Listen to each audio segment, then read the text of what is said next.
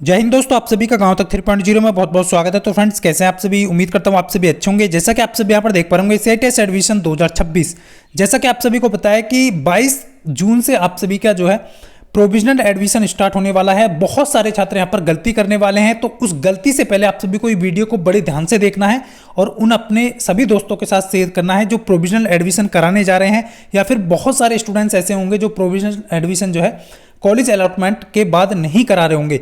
Very very important ये video होने वाला है। कॉलेज ट्रांसफर कौन कौन से कैंडिडेट कर पाएंगे, क्या आप प्रोविजनल एडमिशन कराने के बाद प्रोविजनल एडमिशन जैसे आपका हो जाएगा तो आप ट्रांसफर कर पाएंगे या नहीं कर पाएंगे, कौन से कैंडिडेट हैं, वो सारी जानकारी इस वीडियो में देने वाला हूं।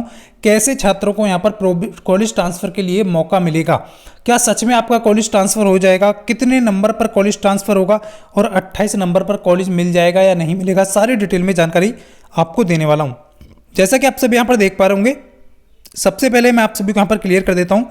ये आप सभी रिजल्ट देख पा रहे होंगे, 38 नंबर फिटर ट्रेड है, फर्स्ट राउंड ट्रांसफर।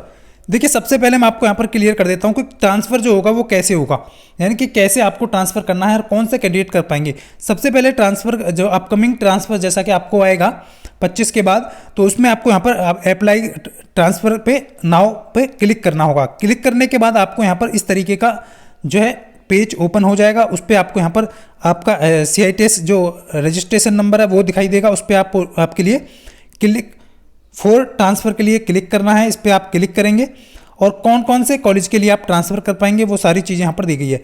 ट्रांसफ़र करने से पहले आपको यहाँ पर वैकेंट लिस्ट जारी की जाएगी पोर्टल पर, तो वो आप सभी को बता दिया जाएगा कि कितनी सीटें कहाँ पर अवेलेबल हैं। उसके बेसिस पर आप जो है कॉलेज ट्रांसफ़र कर पाएंगे, किस कोटा की सीटें खाली हैं वो सारी चीज़ें यहाँ पर दी जाएगी। क्लियर?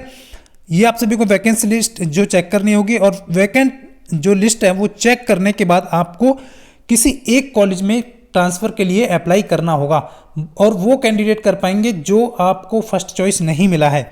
वो सारी डिटेल में जानकारी दूंगा। लेकिन बहुत सारे कैंडिडेट को क्या है, अभी कॉलेज मिल गया है और वो चाहते हैं कि हम कॉलेज में जो है प्रोविजनल एडमिशन ना कराएं, डायरेक्ट सेकेंड राउंड में पार्टिसिपेट करें। तो ऐसा भी आप कर सकते हैं, बट आपको ध्यान रखना है कॉलेज जो ट्रांसफ़र है केवल आपको वैकेंट सीट के आधार पर ही, बेसिस पर ही किया जाएगा। मान लीजिए आपको प्राइवेट ITOT या फिर ITOT कोई भी कॉलेज मिला है और आप चाहते हैं कि NSTI में मुझे ट्रांसफ़र करना है, तो ऐसे कैंडिडेट जिनका अच्छा स्कोर है या फिर वो कर पाएंगे, तो वो आपको क्या करेंगे, जैसे कि मान लीजिए यहाँ पर ये इस तरीके से आपको लिस्ट दिखाई देगी। ध्यान रहे, लिस्ट जो दिखाई दे रही है उस पर जहाँ पर आपने एक बार क्लिक कर दिया तो वो बैक नहीं होगा, उसी कॉलेज के लिए आपका ट्रांसफ़र के लिए अप्लाई हो बार बार रिफ्रेश करके मांगेगा। तो इस तरीके को यहाँ पर ध्यान रखेंगे। तो मान लीजिए किसी ने यहाँ पर ट्रांसफ़र किया प्राइवेट कॉलेज से ITOT के लिए, तो वो क्या करेगा, या फिर NSTI के लिए, तो इस तरीके से आपको NSTI कानपुर, मान लीजिए किसी कैंडिडेट ने NSTI प्राइवेट ITOT से NSTI कानपुर के लिए अप्लाई किया, तो इस पर वो क्लिक करेगा।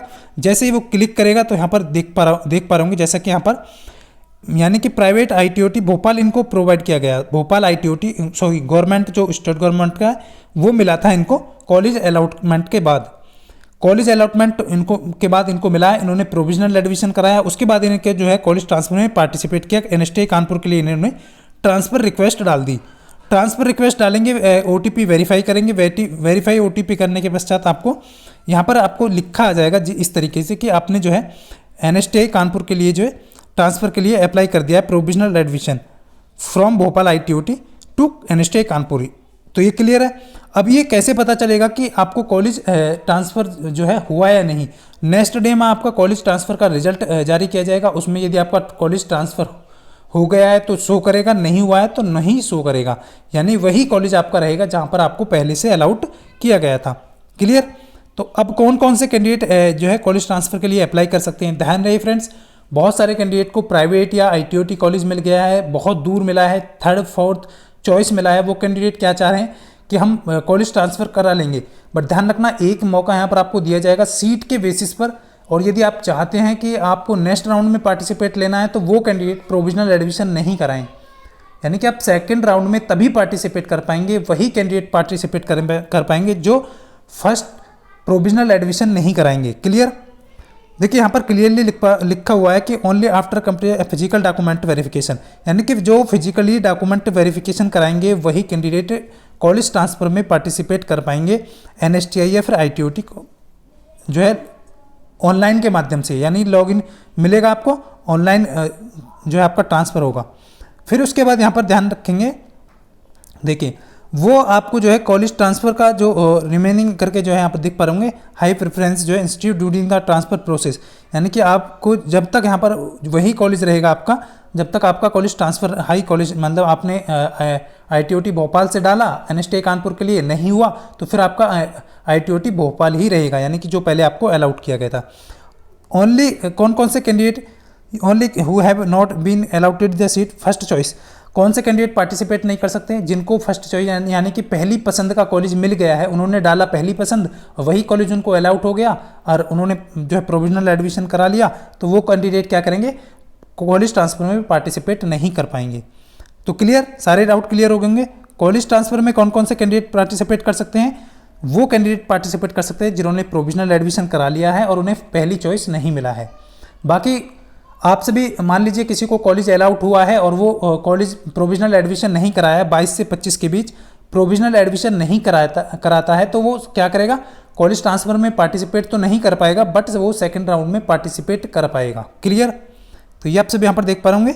तो ये आप सभी को यहाँ पर क्लियरली लिखा हुआ है। बहुत सारे कैंडिडेट को क्या होता है कि फर्स्ट चॉइस मिल जाता है और वो चाहते हैं कि कॉलेज ट्रांसफर हो, बट वहाँ पर फर्स्ट चॉइस के अनुसार जो है आप कॉलेज ट्रांसफर नहीं कर पाएंगे।